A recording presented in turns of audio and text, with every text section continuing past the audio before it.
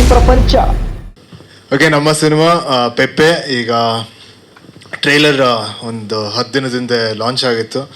So ಎಲ್ಲರಿಂದ ತುಂಬ ಒಳ್ಳೆ ಪ್ರತಿಕ್ರಿಯೆ ಬಂದಿದೆ, ತುಂಬ ಒಳ್ಳೆ ರಿಯಾಕ್ಷನ್ಸ್ ಬಂದಿದೆ. ಎಲ್ಲರಲ್ಲೂ ಒಂದು ಎಕ್ಸ್ಪೆಕ್ಟೇಷನ್ಸ್ ಕ್ರಿಯೇಟ್ ಆಗಿದೆ. ತುಂಬ ಖುಷಿ ಆಗುತ್ತೆ. ಸೊ ಇದು ಆಲ್ಮೋಸ್ಟ್ ಒಂದು 2.5 years ಜರ್ನಿ. ನಮ್ಮೆಲ್ಲರ ಪ್ರೀತಿ ಶ್ರಮ ಈ ಸಿನಿಮಾದಲ್ಲಿದೆ. ಅದರಿಂದ ನಿಮ್ಮೆಲ್ಲರಿಗೂ ರೀಚ್ ಆಗಿದೆ ಅಂತ ಅಂದ್ಕೊಂಡಿದ್ದೀನಿ. ಸೊ August 30 ಈ ಸಿನಿಮಾ ರಿಲೀಸ್ ಆಗ್ತಿದೆ. ಅದಕ್ಕೆ ಈಗ ಪ್ರೆಸ್ ಮೀಟ್ ಬಂದು ಏನು ವಿಷಯ ಅಂದರೆ, ಈ ಸಿನಿಮಾನ ನೀವು ಹೇಗೆ ಪರ್ಸೀವ್ ಮಾಡಬೇಕು, ಹೇಗೆ ಈ ಸಿನಿಮಾನ ನೋಡಬೇಕು, ಹೇಗೆ ಇದನ್ನ ಪ್ರೋತ್ಸಾಹಿಸಬೇಕು ಅಂತ ಕೇಳೋಕ್ಕೆ ಈ ಪ್ರೆಸ್ ಮೀಟ್ ಕೂಡ. ಸೊ ನಿಮ್ಮ ಹತ್ರ ನನ್ನ ಪ್ರಶ್ನೆ ಇದ್ದರೆ ಫಸ್ಟ್ ನಾನು ಉತ್ತರಿಸ್ತೀನಿ. ಹಾಂ, ಪೆಪ್ಪೆ ಅಂದರೆ ಆ್ಯಕ್ಚುಲಿ ಕ್ಯಾರೆಕ್ಟರ್ ಹೆಸರು ಪ್ರದೀಪ ಅಂತ. ಸೊ ಆ ಶಾರ್ಟ್ ಫಾರ್ಮಲ್ಲಿ ಪೆಪ್ಪೆ. ಆಮೇಲೆ ಇನ್ನೊಂದೇನೆಂದರೆ, ಈಗ ಕೇರಳಲ್ಲಿ ಫುಟ್ಬಾಲ್ನ ತುಂಬ ಆಚರಿಸ್ತಾರೆ. ನಾವು ಹೇಗೆ ಕ್ರಿಕೆಟ್ ಆಚರಿಸ್ತೀವಿ, ಕೇರಳಲ್ಲಿ ಫುಟ್ಬಾಲ್ ತುಂಬ ಆಚರಿಸ್ತಾರೆ. ಪೆಪ್ಪೆ ಬಂದ್ಬಿಟ್ಟು ಒಂದು ಯುರೋಪಿಯನ್ ಫುಟ್ಬಾಲರ್ ಹೆಸರು. ಸೊ ಅದರಿಂದ ಇನ್ಸ್ಪೈರ್ ಆಗಿ ಡೈರೆಕ್ಟರ್ ಮೋಸ್ಟ್ಲಿ ಈ ಕ್ಯಾರೆಕ್ಟರ್ ಕೂಡ ಅದೇ ಹೆಸರು ಇಟ್ಟಿದ್ದಾರೆ ಅನಿಸುತ್ತೆ.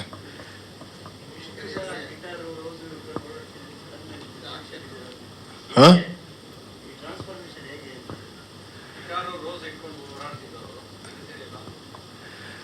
ಇಲ್ಲ, ಅದು ಹಿಡ್ಕೊಳಕ್ಕೆ 10 ವರ್ಷ ಆಗಿದೆ. ಈಗ ಸಡನ್ನಾಗಿ ಹಿಡ್ಕೊಂಡಿಲ್ಲ, 10 ವರ್ಷ ಆದಮೇಲೆ ಹಿಡ್ಕೊಂಡಿರೋದು. ಬಟ್ ಆ ಕತೆಗೆ ಬೇಕಾಗಿತ್ತು, ಆ ಕ್ಯಾರೆಕ್ಟರ್ಗೆ ಬೇಕಾಗಿತ್ತು. ಕೆಲವೊಂದು ಕತೆ ಗಿಟಾರ್ ಮೂಲಕ ಹೇಳಬೇಕು, ಕೆಲವೊಂದು ಕತೆ ಹೂದ ಮೂಲಕ ಹೇಳಬೇಕು, ಕೆಲವೊಂದು ಕತೆ ಈ ಥರ ಏನೆಂದು ಮಚ್ಚ ಮೂಲಕ ಹೇಳಬೇಕು. ಸೊ ಅದೇ ರೀತಿ ಪೆಪ್ಪೆ ಆ ಥರ ಒಂದು ಕತೆ ಅನಿಸುತ್ತೆ. ಅದಕ್ಕೋಸ್ಕರ ಇದ್ರ ಮೂಲಕ ಹೇಳಿದ್ರೆ ಬಹುಶಃ ಚೆನ್ನಾಗಿರುತ್ತೆ ಅಂದ್ಬಿಟ್ಟು ಟ್ರೈ ಮಾಡಿದ್ದೀವಿ.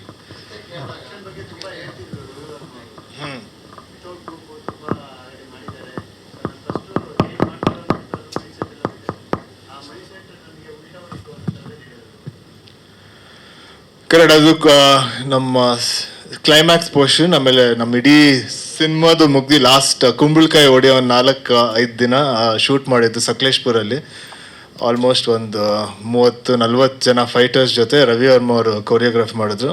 ನನಗೆ ರವಿ ವರ್ಮ ಅವ್ರ ಕೊರಿಯೋಗ್ರಫಿ ಮುಂಚೆಯಿಂದ ತುಂಬ ಇಷ್ಟ. ಅವ್ರ ಜೊತೆ ಕೆಲಸ ಮಾಡೋಕ್ಕೂ ಬರೀ ಸಿದ್ಧಾರ್ಥ ಅಲ್ಲಿ ಕೆಲಸ ಮಾಡಿದ್ದು, ಅದಾದಮೇಲೆ ಇವತ್ತೇ ಕೆಲಸ ಮಾಡಿದ್ದು.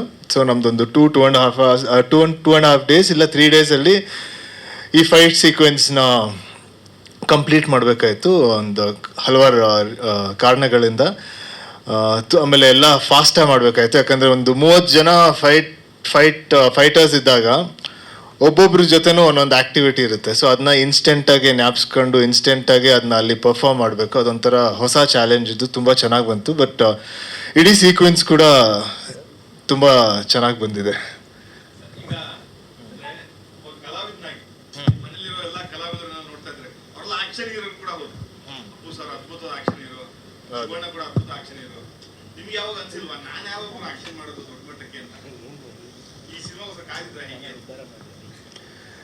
ಇಲ್ಲ, ನನಗೆ ನನ್ನ ಪ್ರತಿಯೊಂದು ಸಿನಿಮಾನೂ ನನಗೆ ತುಂಬ ಇಷ್ಟ. ಯಾಕಂದರೆ ಎಲ್ಲ ಸಿನಿಮಾಲೂ ಅದರಾದ ಒಂದು ಜರ್ನಿ ಇದೆ.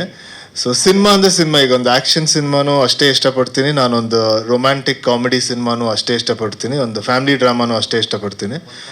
ಬಟ್ ಆ್ಯಕ್ಷನ್ ಮಾಡಿರ್ಲಿಲ್ವಲ್ಲ, ಅದಕ್ಕೆ ಅದು ಒಂಥರ ಒಂದು ಎಕ್ಸ್ಪೀರಿಯನ್ಸ್ ಹೊಸದಾಗಿತ್ತು.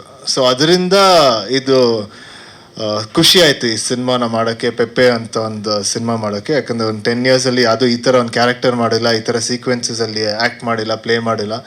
ಸೊ ಅದಕ್ಕೆ ಅದು ಖುಷಿಯಾಗಿ ಚೆನ್ನಾಗಿತ್ತು.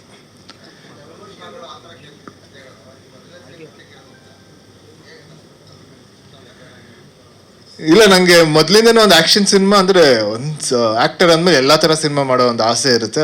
ಅದೇ ರೀತಿ ನನಗೆ ಈ ಆ್ಯಕ್ಷನ್ ಸಿನಿಮಾ ಮಾಡೋಕ್ಕೂ ಒಂದು ಆಸೆ ಇತ್ತು. ಬಟ್ ನಾನು ಅನ್ಕೊಂಡಿದ್ದೆ ಯಾವಾಗಲೂ ಒಂದು ಆ್ಯಕ್ಷನ್ ಸಿನಿಮಾ ಮಾಡಿದಾಗ ಅದ್ರ ಜೊತೆಗೆ ಒಂದಷ್ಟು ವಿಷಯಗಳು ಕೂಡ ಹೇಳಬೇಕು ಅಂತ. ಸೊ ಆ ಥರ ಒಂದು ಕತೆಗೆ ನಾನು ಕಾಯ್ತಾ ಇದ್ದೆ. ಸೊ ಈ ಸಿನಿಮಾದಲ್ಲಿ ಒಂದಷ್ಟು ಆ್ಯಕ್ಷನ್ ಸೀಕ್ವೆನ್ಸ್ ಜೊತೆಗೆ ಒಂದಷ್ಟು ಹೇಳೋ ವಿಚಾರಗಳು ಕೂಡ ಇತ್ತು. ಅದರಿಂದ ನಾನು ಪೆಪ್ಪೆನ ಇನ್ಸ್ಟೆಂಟಾಗಿ ಇಷ್ಟ ಆಗಿ ಈ ಸಿನಿಮಾ ಶೂಟಿಂಗ್ ಸ್ಟಾರ್ಟ್ ಮಾಡಿದ್ವಿ.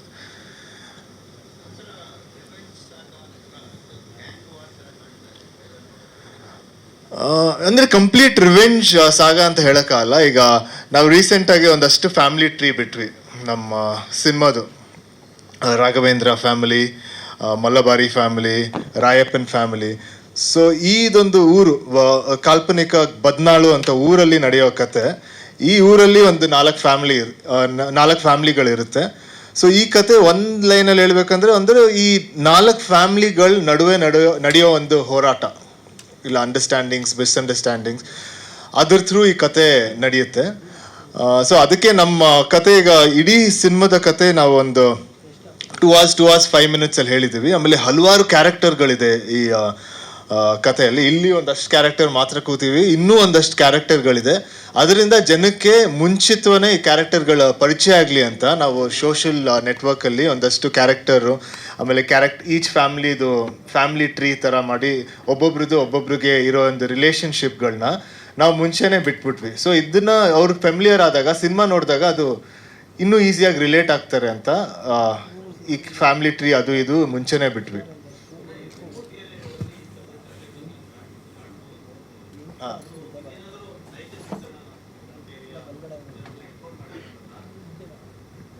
ನೈಜ ಅಂದರೆ ಇದು ಗ್ಯಾರಂಟಿ ಮೋಸ್ಟ್ಲಿ ಡೈರೆಕ್ಟರ್ಗೆ ಒಂದಷ್ಟು ಇನ್ಸ್ಪೈರ್ ಆಗಿರ್ಬೋದು. ಒಂದು ರಿಯಲ್ ಲೈಫ್ ಇನ್ಸಿಡೆಂಟ್ಸ್, ಅದೇ ಕ್ವೆಶ್ಚನ್ ಯಾಕೆ ಹೇಳಿದ್ದು? ರಿಯಲ್ ಲೈಫ್ ಇನ್ಸಿಡೆಂಟ್ಸ್ ಬಗ್ಗೆ ಅವ್ರಿಗೆ ಒಂದಷ್ಟು ಇನ್ಸ್ಪೈರ್ ಆಗಿರ್ಬೋದು, ಕೇಳಿರ್ಬೋದು, ಇಲ್ಲ ಬೇರೆ ಸಿನಿಮಾಲ್ ನೋಡಿರ್ಬೋದು. ಸೊ ಅದನ್ನೆಲ್ಲ ಇಟ್ಕೊಂಡು ಈ ಕತೆಗಳು ಮಾಡಿದ್ದಾರೆ. ಬಟ್ ಕ್ಯಾರೆಕ್ಟರ್ಗಳೆಲ್ಲ ಯಾವುದು ರಿಯಲ್ ಕ್ಯಾರೆಕ್ಟರ್ಸ್ಗೆ ಲಿಂಕ್ ಇಲ್ಲ ಅವರಿಂದ ತಗೊಂಡಿಲ್ಲ. ಬಟ್ ಸ್ಟೋರಿಗಳು ಮೋಸ್ಟ್ಲಿ ಕೇಳಿರೋ ಒಂದಷ್ಟು ಸ್ಟೋರಿಗಳು ಇನ್ಸ್ಪೈರ್ ಆಗಿ ಈ ಕತೆನ ಮಾಡಿರ್ಬೋದು.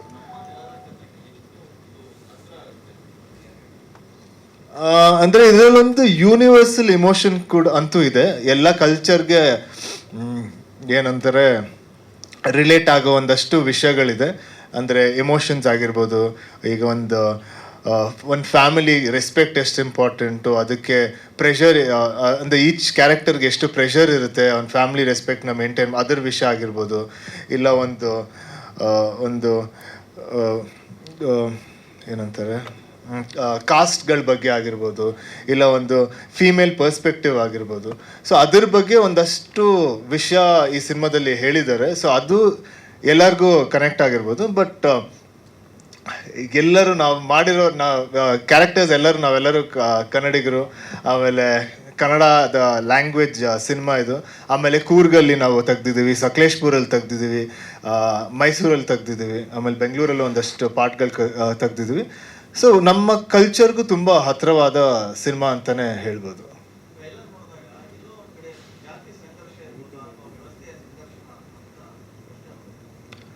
ಕರೆಕ್ಟು. ಅದೇ ಎಲ್ಲರ ಹೋರಾಟ ಈ ಸಿನಿಮಾದಲ್ಲಿರೋದು. ನಾನು ಹೇಗೆ ಹೇಳಿದೆ, ಇದೊಂದು 4 ಫ್ಯಾಮಿಲಿಗಳ ನಡುವೆ ಇರೋ ಹೋರಾಟ. ಅದೇ ರೀತಿ ಒಂದೊಂದು ಕ್ಯಾರೆಕ್ಟರ್ದು ಅವರ ಲೈಫಲ್ಲಿ ಆಗುವ ಒಂದು ಹೋರಾಟ, ಅವರು ಇನ್ನೊಂದು ಕ್ಯಾರೆಕ್ಟರ್ ಜೊತೆ ಆಗಿರೋ ಹೋರಾಟ. ಸೊ ಅದು ಸಾಮಾಜಿಕ ಇರ್ಬೋದು, ಇಲ್ಲ ಕಾಸ್ಟ್ ಬಗ್ಗೆ ಇರ್ಬೋದು, ಹಲವಾರು ಇದನ್ನು ಒಂದಷ್ಟು ವಿಷಯಗಳನ್ನ ಹೇಳಿದ್ವಿ. ಸೊ ಸಿನಿಮಾ ನೋಡಿದಾಗ ಒಬ್ಬೊಬ್ರಿಗೂ ಏನಾದ್ರು ಒಂದು ಸಿಗುತ್ತೆ ಅಂತ ಅನಿಸುತ್ತೆ. ಅಂದರೆ ನೀವು ಯಾವ ದೃಷ್ಟಿಕೋನದಿಂದ ಸಿನಿಮಾ ನೋಡ್ತೀರಾ, ನೀವು ಯಾವ ಪರ್ಸ್ಪೆಕ್ಟಿವಿಂದ ಸಿನಿಮಾ ನೋಡ್ತೀರಾ, ನಿಮ್ಮಲ್ಲಿರೋ ಒಂದಷ್ಟು ವಿಸ್ಡಮ್, ನಿಮ್ಮಲ್ಲಿ ಇರೋ ಒಂದಷ್ಟು ಲೈಫ್ ಎಕ್ಸ್ಪೀರಿಯನ್ಸಸ್, ಅದು ರಿಲೇಟ್ ಆಗಿ ನಿಮಗೆ ಈ ಸಿನಿಮಾದಿಂದ ಏನಾದ್ರು ಸಿಗ್ಬೋದು ಅಂತ ಅನಿಸುತ್ತೆ.